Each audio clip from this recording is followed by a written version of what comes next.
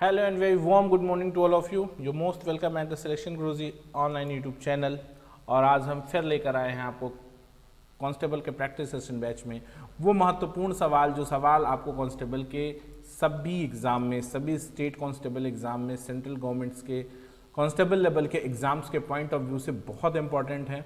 आपका ये हेडेक है ही नहीं अब कि आपको पढ़ना क्या है, क्या पढ़ना है, क्या छोड़ना है, कितना पढ़ना है, कितना नहीं पढ़ना है।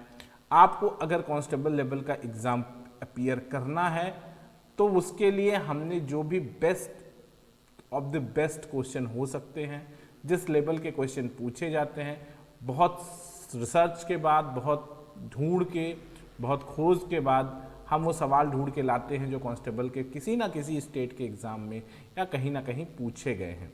तो आपको अब ये परेशान नहीं होना है कि आपको क्या पढ़ना है, क्या छोड़ना है। बस अब आपका हेडेक सिर्फ पढ़ना है। पढ़ते रहिए सिलेक्शन गुरुजी पर। सिलेक्शन हमारी गारंटी है, इस बात के लिए एकदम निश्चिंत रहिए आप कि आपका सिलेक्शन कैसे होगा। वो मेरी जिम्मेदारी है, वो हम सबकी जिम्मेदारी है, हमारे पूरे टीम की जिम्मेदारी है। बस आपकी जिम्मेदारी ये है कि आप ईमानदारी से हमारे साथ जुड़े रहिए, ईमानदारी से हमारे जो कंटेंट हैं, चाहे वो चैप्टर वाइज कंटेंट है, चाहे वो आपके प्रैक्टिस सेशन बैच में जो कंटेंट दिए जा रहे हैं उनकी प्रैक्टिस करते जाइए, पढ़ते जाइए। ठीक है, तो स्टार्ट करते हैं एक मोटिवेशनल कोट के साथ कि तुम्हारे लक्ष्य के अलावा जिस पर भी तुम्हारा ध्यान है वही तुम्हारा परम शत्रु है। अर्जुन को जब अर्जुन स्वयंवर में गए तो उन्हें सिर्फ मछली की आंख दिखी और कुछ भी नहीं दिखा जो उनका लक्ष्य था। तो हमेशा अपने लक्ष्य के प्रति समर्पित रहिए, लक्ष्य के साथ रहिए और आपके लक्ष्य के बीच जो कुछ भी है वो आपका परम शत्रु है, ये मानकर आप काम करिए। उससे तत्काल दूरी बना लीजिए। जो भी वस्तु, व्यक्ति आपको आपके लक्ष्य से भटकाती है या लक्ष्य के बीच में खड़ी होती है। बढ़ते हैं। पहला सवाल, एक चुनाव में एक उम्मीदवार को 62% वोट मिले और वह 144 वोटों से जीता। जीतने वाले उम्मीदवार को कुल कितने वोट मिले? सिंपल सवाल है, समझने की कोशिश करिए। बहुत ही सिंपल सवाल है लेकिन एग्जाम के पॉइंट ऑफ व्यू से इंपॉर्टेंट है, पूछा जाता है, राइट ना।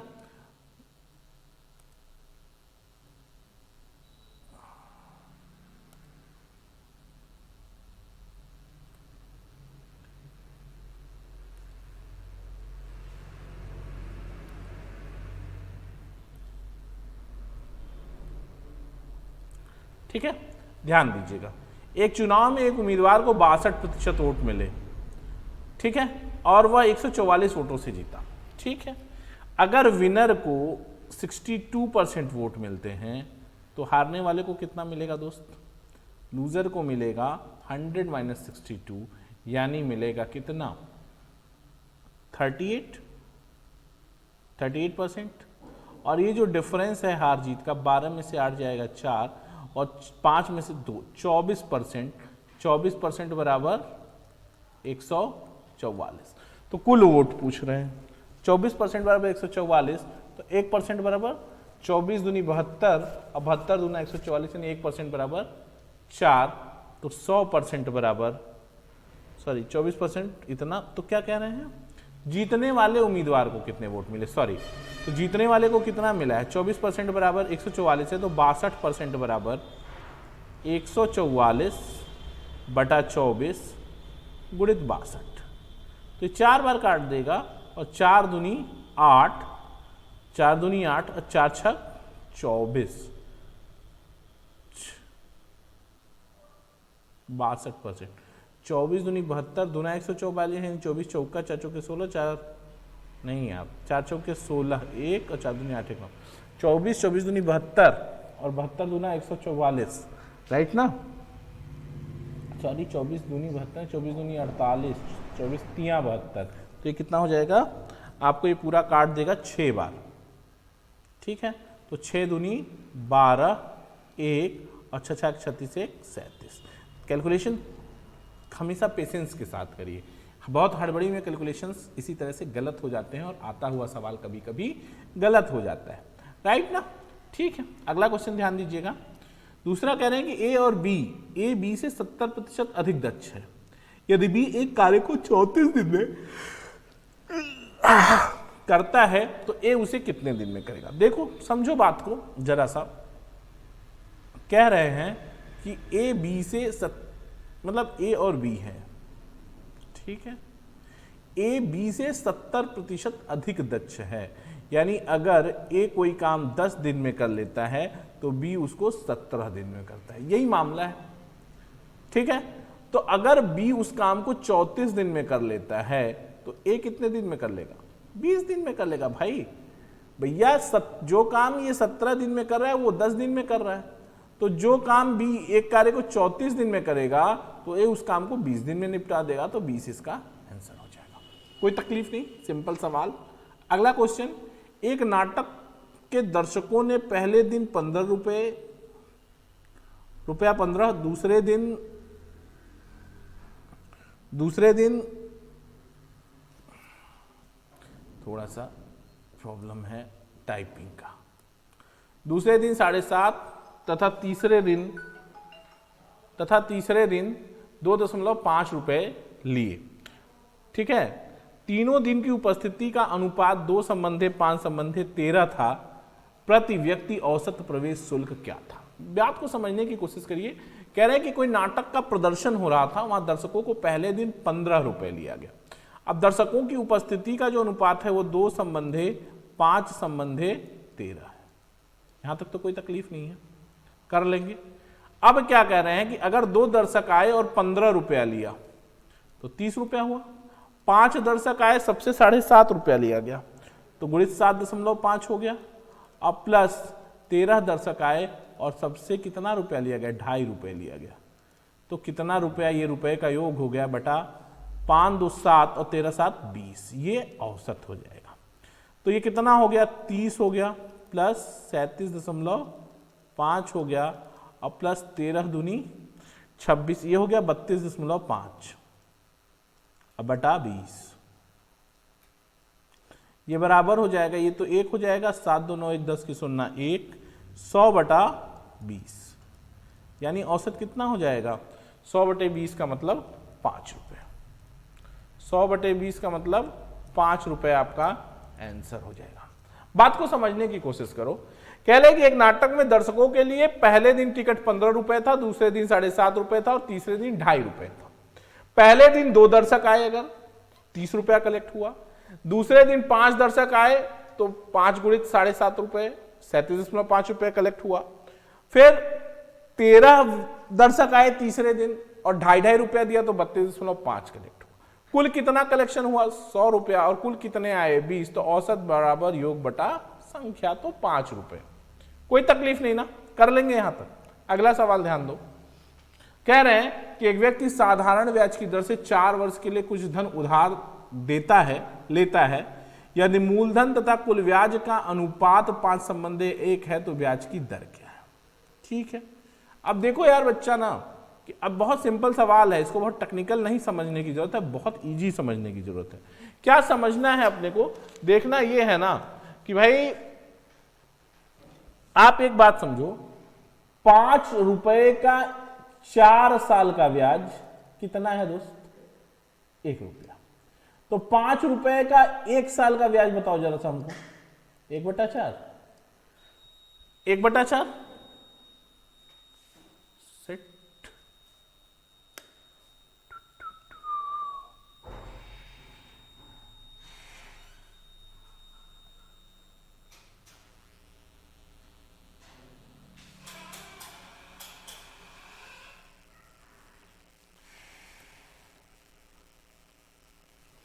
ठीक है, तो 5 रुपए का 4 साल का ब्याज 1 रुपया, तो 5 रुपए का 1 साल का ब्याज 1/4।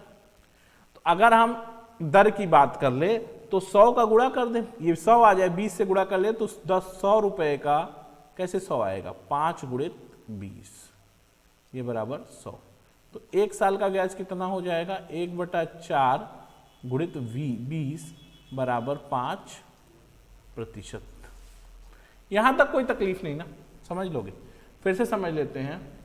कह रहे हैं कि 5 रुपए का 1 साल का ब्याज, 4 साल का ब्याज 1 रुपया है, तभी तो 5:1 का अनुपात है। यदि मूलधन तथा कुल ब्याज का अनुपात 5:1 है तो 5 रुपए का 1 साल का ब्याज 1/4 हो जाएगा। भाई 1 रुपया ब्याज है 4 साल का, तो 1 साल का 1/4, तो 5 रुपए का अगर 1/4 है तो 100 रुपए का 1/4 गुणित 20, 5%। यहां तक कोई तकलीफ नहीं है। अगला ध्यान देना, कह रहे हैं कि 20 मीटर लंबाई वाले आयताकार कमरे की सीमेंट लगाने के लिए 75 रुपए लगते हैं। यदि कमरे की चौड़ाई 3 मीटर कम होती तो 60 रुपए लगते। उस कमरे की चौड़ाई कितने मीटर है? तो सिंपल सा सवाल है कि अगर हम मान लें कि चौड़ाई कितनी है, अभी आप मान लो कि चौड़ाई कितनी है, x है, माना x है, लंबाई पता है, तो भैया खर्च प्रति यूनिट निकल सकता है ना। प्रति वर्ग मीटर खर्च कितना होगा? टोटल खर्च हुआ 75 रुपए और क्षेत्रफल हो गया लंबाई गुणित चौड़ाई 20x। ये क्या लाएगा? प्रति वर्ग मीटर खर्च। यहां क्या है? खर्च 60 रुपए हो जाता है जब यह 20 गुणित चौड़ाई 3 मीटर कम हो जाती है, तो कमरे की चौड़ाई कहती है। यदि कमरे की चौड़ाई 3 मीटर कम, ये बराबर होगा प्रति वर्ग मीटर खर्च, ये बराबर ही होगा। तो 15 × 5 = 75 और 15 × 4 = 60। 4, अच्छा 20 से खत्म कर दो, ये हो गया 4x बराबर 5x - 15 या x बराबर 15। तो चौड़ाई क्या हो गई? चौड़ाई हो गई 15 मीटर। ठीक है, चौड़ाई 15 मीटर। यहां तक कोई तकलीफ नहीं है ना, कर लोगे। अगला सवाल ध्यान देना, सिंपल सवाल है कि एक पंक्ति में बैठे 4 विद्यार्थियों में से अंतिम 3 विद्यार्थियों की औसत आयु 20 वर्ष है तथा प्रथम 3 विद्यार्थियों की औसत आयु 21 वर्ष है। यदि प्रथम विद्यार्थी की आयु 26 वर्ष है तो अंतिम विद्यार्थी की आयु क्या है? बहुत सिंपल सवाल है। पिछला सवाल आपको क्लियर हो गया होगा मुझे लगता है, फिर से समझ लेते हैं। मेंसुरेशन का सवाल है, कह रहा है कि अगर 20 मीटर लंबाई वाले आयताकार कमरे में सीमेंट लगाना हो तो 75 रुपए खर्च आता है। मान लेते हैं चौड़ाई कितना होगा? चौड़ाई कितना होगा? चौड़ाई होगा x, तो क्षेत्रफल हो जाएगा 20x। ठीक है ना, 20x हो जाएगा, तो 20x हो जाएगा, 20x हो जाएगा। तो प्रति वर्ग मीटर जो खर्च है वो 75/20x बराबर 60। अब कह रहे हैं कि अगर चौड़ाई 3 मीटर कम कर दें तो 20x - 3, तो प्रति वर्ग मीटर खर्च है। तो 4x अब इसको सॉल्व कर लेंगे तो x बराबर 15 मिल जाएगा, यानी पहले जो चौड़ाई थी वो 15 है। ठीक है, एक पंक्ति में बैठे 4 विद्यार्थियों में से अंतिम 3 विद्यार्थियों का औसत 20 वर्ष तथा प्रथम 3 विद्यार्थियों का औसत 21 वर्ष है। यदि प्रथम विद्यार्थी की आयु 26 वर्ष है तो अंतिम विद्यार्थी की आयु क्या है? सिंपल सा सवाल है, समझने की कोशिश करिएगा। कहने का सेंस इनका क्या है? ये कहना ये चाह रहे हैं कि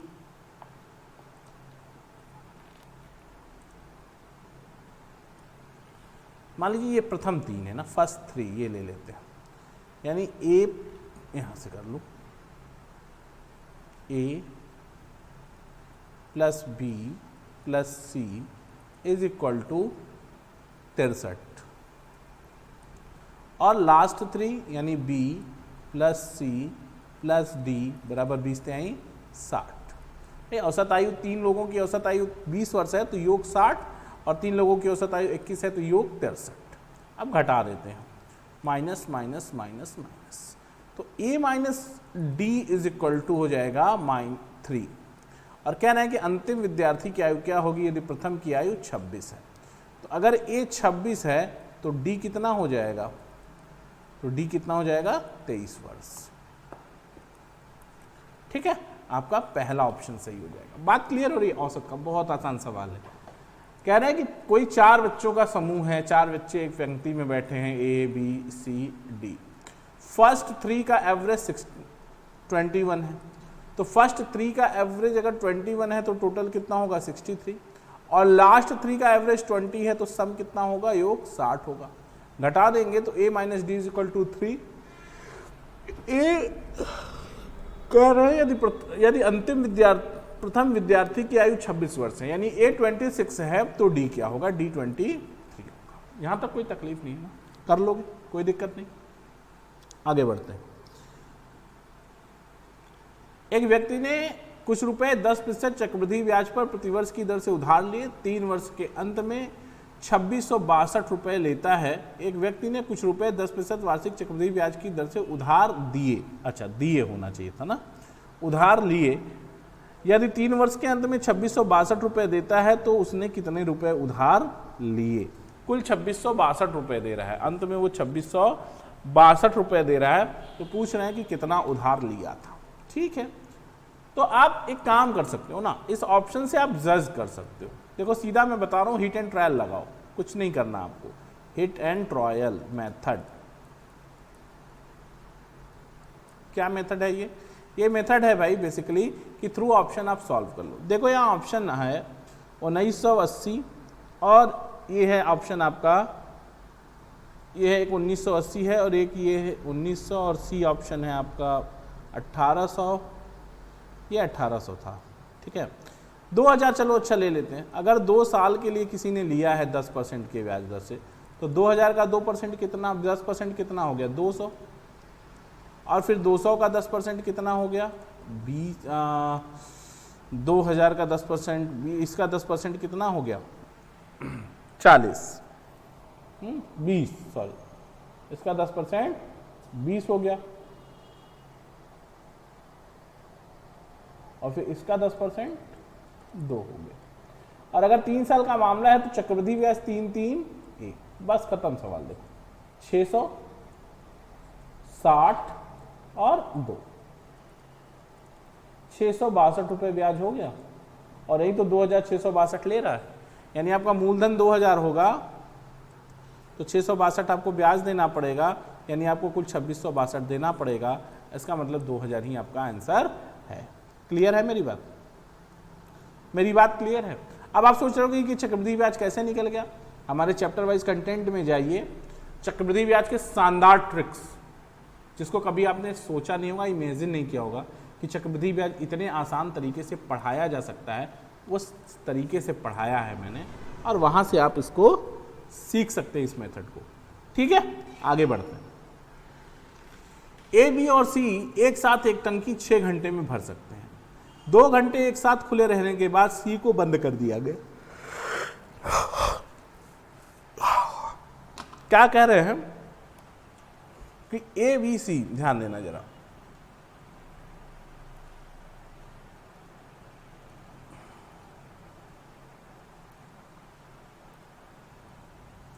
ए, बी, सी 6 घंटे में भरते हैं।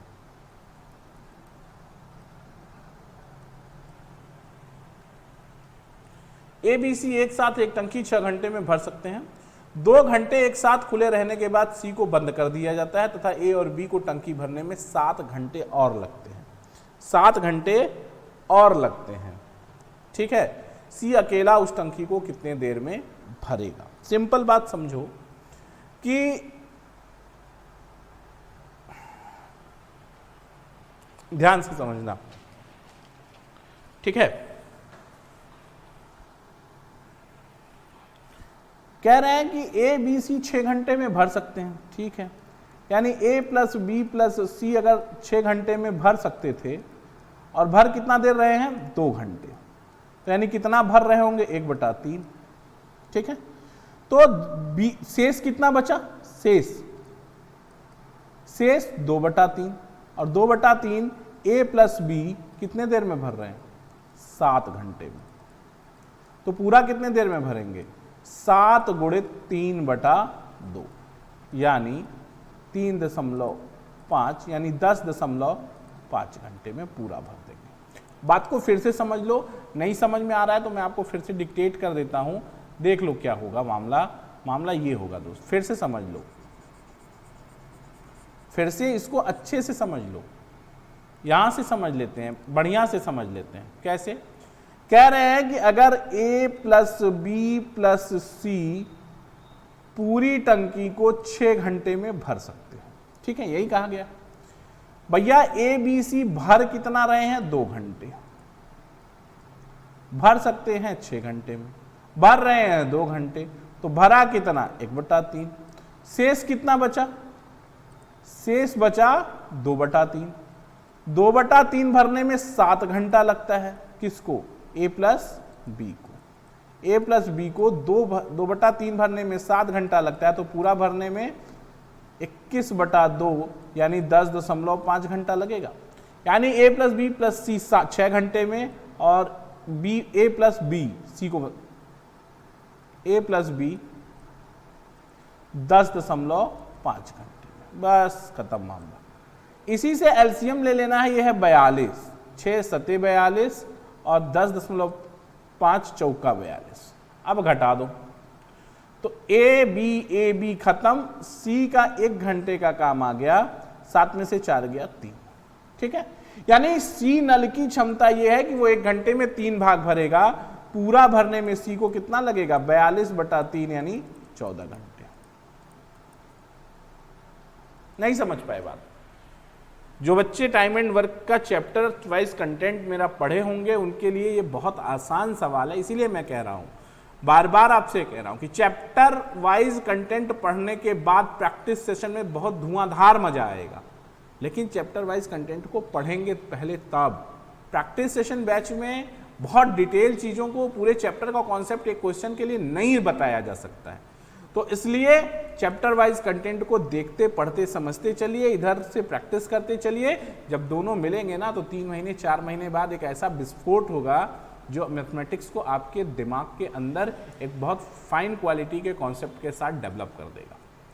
ठीक है, इतनी बात में कोई तकलीफ नहीं ना, कर लोगे। आगे बढ़ें। किसी वस्तु का क्रय मूल्य 70 रुपए है, इसे कितने रुपए में बेचा जाए, सॉरी क्वेश्चन थोड़ा सा, किसी वस्तु का क्रय मूल्य 70 रुपए है, इसे कितने रुपए में बेचा जाए कि विक्रय मूल्य का 12.5% लाभ हो। सिंपल सवाल कह रहे हैं कि किसी वस्तु का क्रय मूल्य 70 रुपए है, ठीक है ना, किसी वस्तु का क्रय मूल्य 70 रुपए है,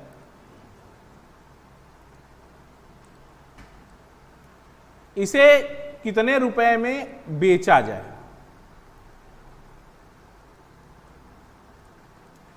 बेचा जाए कि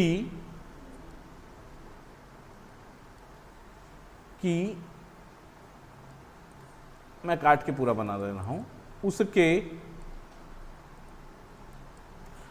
विक्रय मूल्य का 12.1/2% लाभ हो। ठीक, अब देखो करना क्या है आपको। ठीक है, आपको चाहिए क्या, सीपी मान लो 70 दिया है आपको, सीपी 70 हो गया, एसपी मान लो x।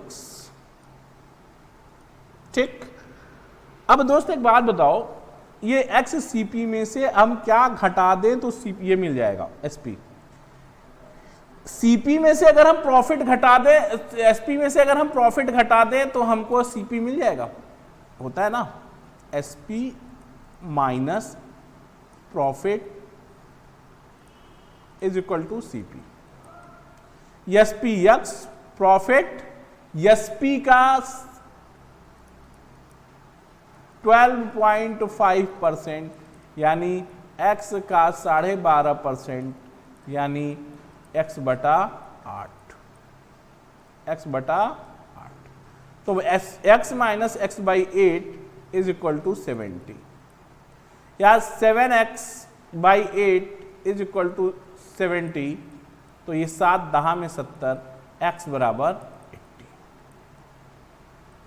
उस वस्तु को 80 रुपए में बेचना होगा, उस वस्तु को 80 रुपए में बेचना होगा, तब जाके आपको 12.5% का लाभ क्रय मूल्य पर होगा। इतनी बात क्लियर है, इतनी बात क्लियर हो रही है। ठीक, आगे बढ़ते हैं। 42 सेंटीमीटर व्यास वाले एक अर्धगोले के सतह का कुल क्षेत्रफल क्या होगा। अब देखो, कुल क्षेत्रफल, गोला है ना, गोला है तो आप पहले यही जज कर लो कि ऑप्शन के थ्रू आंसर क्या होगा। ऑप्शन के थ्रू आंसर। फिर मैं हिट एंड ट्रायल में आपको बार बार ये कह रहा हूं कि मैथमेटिक्स का, कॉम्पिटिटिव एग्जाम की मैथमेटिक्स का मजा तभी है जब आपको ऑप्शंस के थ्रू क्वेश्चन करना पता हो और आ रहा हो। वो एक बहुत मजेदार चीज है। 25 क्वेश्चन है, 7 क्वेश्चन 8 क्वेश्चन आपने अगर आंसर ऑप्शन देख के मार दिए तो आप कितना टाइम बचा लिए इसका अंदाजा है आपको? बहुत टाइम बच गया। ठीक है,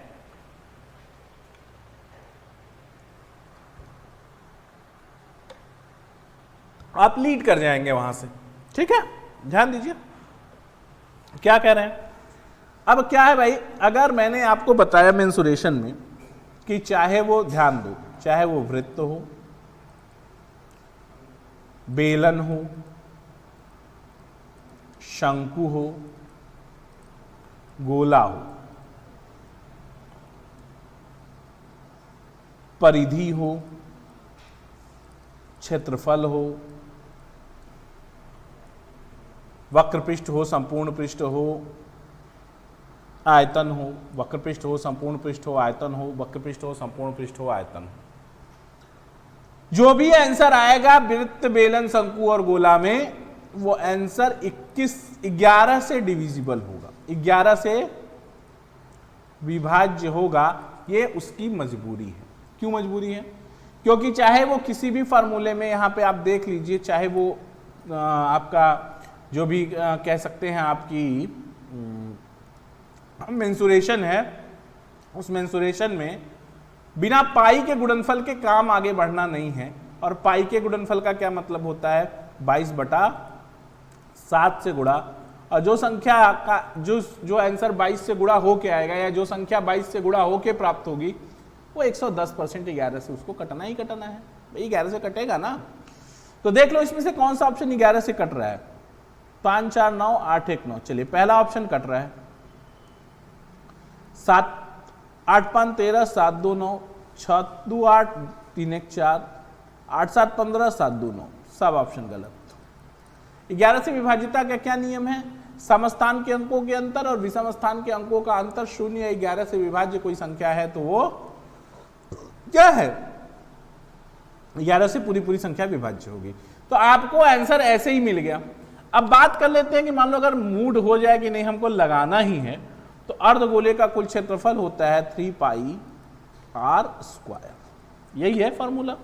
तो 3 पाई 22/7 और व्यास दिया था 42, तो त्रिज्या हो गई 21 × 21। 7 त्रिक 21, 3 त्रिक 9, ये 22, 3 त्रिक 9, 9 दूनी 18, 1 9 दूनी 18 1 19 और गुणित 21। गुणा कर लेंगे आप, यही आपको आंसर मिलेगा 4158। ठीक है, आगे बढ़ते हैं। अगला क्वेश्चन देखिएगा कि जब स्टेशन ए से जब गाड़ी स्टेशन ए से चली तो उसमें कुछ यात्री थे। अगले स्टेशन पर 1/11 यात्री उतर गए और उतरने वालों का 20% चढ़ गए। यदि अब गाड़ी में 510 यात्री हैं तो स्टेशन ए पर कितने यात्री थे? सिंपल, बहुत ही बेहतरीन सवाल। मान लीजिए x टोटल आर, क्या मान लोगे भाई? टोटल यात्री x थे, उतर गए तो -x/11 उतरे, ये उतर गए, और उतरने वालों का 20% चढ़ गए। तो उतरने वाले कितने थे? x/11, और 20% का मतलब होता है 1/5। इतने चढ़ गए और उसके बाद यात्री बचे 510। तो x का मान निकाल लेंगे। प्रारंभ में वही यात्री स्टेशन ए पर थे। आप जानिए कि स्टेशन ए पर मान लीजिए x यात्री हैं, ठीक है। इसमें से 1/11 यात्री उतर गए तो x माइनस x पूरे यात्री, उसमें से 1/11 उतर गए यानी x/11 उतर गए, माइनस हो गया। फिर प्लस x/11 जो यात्री उतरे थे उसका 20% यानी x/11 का 20% की बात करोगे तो गुणित 1/5 यानी x/11 गुणित 1/5।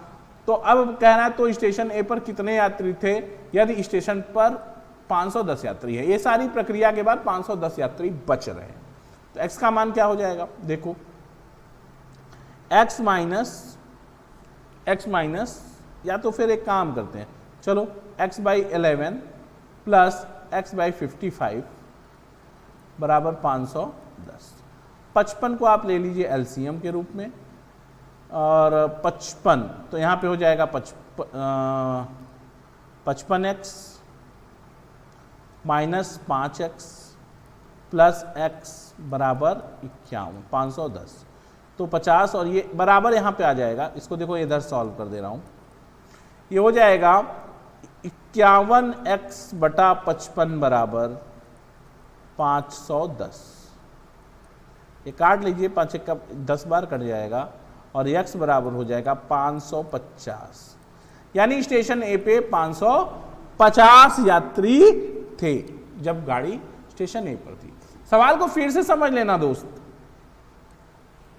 मान लिया स्टेशन ए पर x यात्री थे, x बटा 11 यात्री उतर गए तो घटा दिया, प्लस जितने यात्री उतरे यानी x बटा 11 का 5% यानी गुणित 20% यानी गुणित 1/5 चढ़ गए, ये सब एक घटाया फिर जोड़ा तो ये बराबर हो गया 510। यहां तक कोई तकलीफ नहीं, कर लोगे।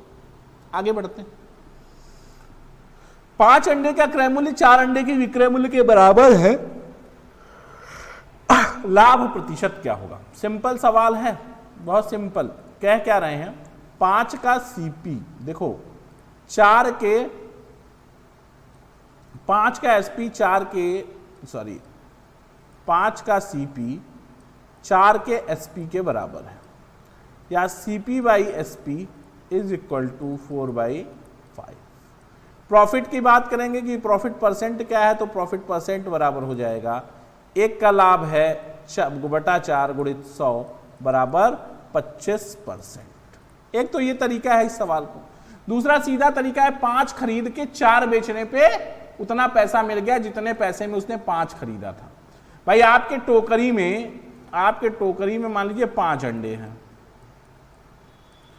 आपने जितने में ये 5 अंडे खरीदे हैं 4 अंडा बेच दिए, तभी आपको उतना पैसा मिल गया। अब आपके टोकरी में 1 अंडा बच गया, यही आपका प्रॉफिट है। 1 अंडे का प्रॉफिट हुआ कितना अंडा बेच के? 4 अंडा, 1/4 गुणित 100 बराबर 25%। कोई दिक्कत नहीं, चैप्टर वाइज कंटेंट जरूर पढ़िए। अगला सवाल है कि एक वस्तु का विक्रय मूल्य 27,692 है तथा हानि 14% है। यदि विक्रय मूल्य 37,352 हो तो लाभ प्रतिशत क्या होगा? ठीक है, ठीक। अब अगर यहां पे ध्यान देना जरा सा, समझो, अगर 14% का लाभ है तो यानी रिटर्न कितना है? 86%। तो 27,692 बराबर 86% ना, ठीक है। सॉल्व ही कर लेते हैं यार, छोड़ो। 86% बराबर कितना हो गया दोस्त? 86% बराबर हो गया 27,692। तो 100% कितना हो गया? 100% हो गया 32,200। ये सॉल्व कर लीजिएगा आप, 32,200। और कह रहे हैं तो लाभ प्रतिशत कितना होगा, ठीक है। और इसको बेचा, ये क्या आ गया? 100%, सीपी आ गया। तब बेच कितने में रहे हैं? 37,352 में, यानी profit percent is equal to 37,000। कितने का प्रॉफिट होगा भाई? देख लो, 37,352 में से 32,200 घटा दोगे तो 152 यहाँ पे, और ये 7,5 ये 5,152 लाभ हो गया बटा सीपी 32,200 गुणित 100। 0000 से खत्म, और इस प्रकार लाभ मिल जाएगा आपको 16%। 16% का आपको लाभ हो जाएगा, ठीक है। सिलेक्शन गुरुजी में यूपीपी के प्रैक्टिस सेशन कंप्लीट बैच में, कह सकते हैं कि कांस्टेबल के प्रैक्टिस सेशन बैच में आज इतना ही। कल फिर मुलाकात होगी कुछ चुनिंदा शानदार सवालों के साथ, जो ऑल स्टेट्स कांस्टेबल एग्जाम्स और all central governments constable exams के पॉइंट ऑफ व्यू से बहुत इंपॉर्टेंट हैं, और इस मैथ्स के लिहाज से तो बहुत ही शानदार सवालों का कलेक्शन आपके लिए लाया जा रहा है। तो कल फिर मुलाकात होगी इसी समय, इसी चैनल पे। जय हिंद, जय भारत।